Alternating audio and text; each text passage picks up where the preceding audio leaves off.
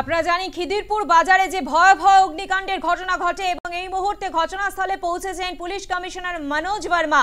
সেই ছবি আপনারা দেখতে পাচ্ছেন। পুলিশ কমিশনার মনোজ বর্মা তিনি পৌঁছে গিয়েছেন ঘটনাস্থলে।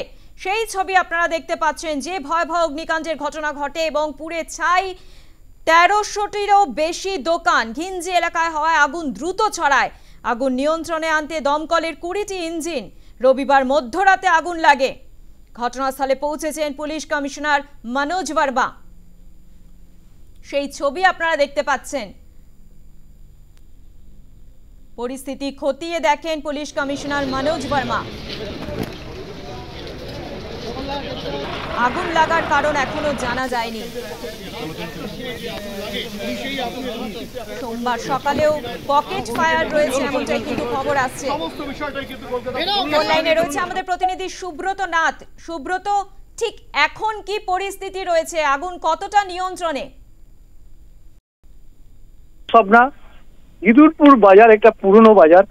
এই বাজারে রাত ১টা থেকে ১:১৫ নাগাদ আগুন লাগে এবং সঙ্গে সঙ্গে ওখানকার যারা ব্যবসায়ী ও স্থানীয় বাসিন্দারা তারা খবর দেয় দমকলে। প্রায় ওখানকার ব্যবসায়ী এবং স্থানীয় বাসিন্দাদের অভিযোগ, খবর দেওয়ার ১ থেকে ১.৫ ঘন্টা পর দমকল আসে। এখানেও বলছে যে দমকলে গাফিলতি। যে খিদিরপুরের ওখান দিয়ে যে ব্রিজটা রয়েছে ওখানে একটা লোহার গার্ডরেল আছে, ওইখান দিয়ে কোনো ফায়ার ব্রিগেডের ইঞ্জিন ঢুকতে পারছে না এবং এতটাই সরু গলি, এই ফায়ার ব্রিগেডের তারা ঢুকতে প্রচন্ড ভাবে তাদের বাধার সম্মুখীন হতে পেরেছে। ততক্ষণ প্রায় ১৩০০ দোকানের উপর আগুন ভস্মীভূত হয়ে গেছে। তারপরে দমকল যদিও এসছে, স্থানীয় বাসিন্দাদের অভিযোগ যে কোনো দমকলের ইঞ্জিনের জল নেই এবং তারপরে পাশেই হচ্ছে খিদিরপুরের গঙ্গা। সেই খিদিরপুরের গঙ্গা থেকে জল নিয়ে আগুন নেওয়ার কাজ শুরু করে প্রায় ২ থেকে ২.৫ ঘন্টার পর এবং স্থানীয়দের এবং ব্যবসায়ীদের অভিযোগ ঠিক টাইম মতো ফায়ার ব্রিগেড আসেনি। এই নিয়ে গাফিলতি।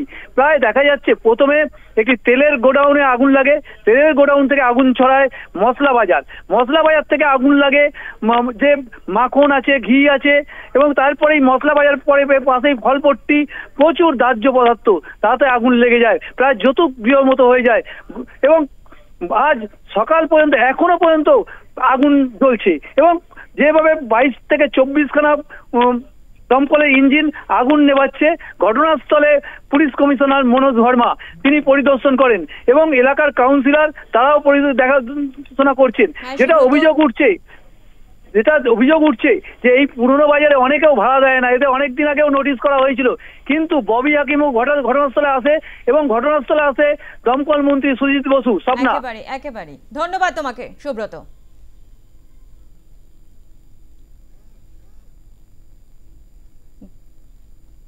ঘটনাস্থল পরিদর্শনের পর পুলিশ কমিশনার মনোজ বর্মা ঠিক কি জানিয়েছেন শোনাবো আপনাদের।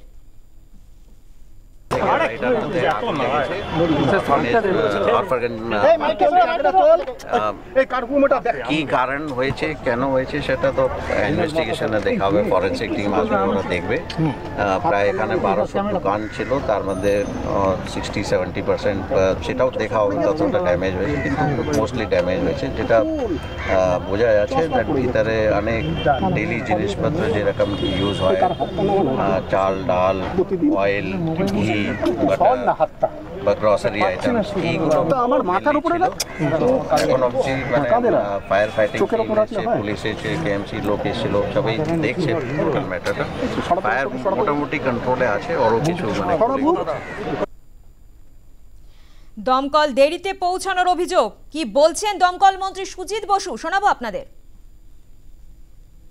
দেখুন, আমি একটা কথা বলি, এই কথাগুলো প্রচলিত কথা। আসতে গেলেও তো সময় জায়গা লাগবে, তো একটা গাড়ি আসতে গেলে সময় লাগবে। তো আমাদের তো ওয়ার্ডগঞ্জ থেকে গাড়ি এসছে, হেড অফিস থেকে গাড়ি এসছে, গার্ডেন নিচ থেকে গাড়ি, যেখান থেকে পাওয়া যাচ্ছে তত গাড়ি চলে এসছে। আর আমাদের লোকেদের জীবন বিপন্ন করে কাজ করে, যে দোকানও প্রচুর আছে, যাদের ঠিকভাবে দোকান করাটাও ঠিক, তারাও ঠিক মতো অনেক সময় করে না। আমি কারোর দোষ দিচ্ছি না, একটা ইনসিডেন্ট হয়েছে, আমরা দেখবো।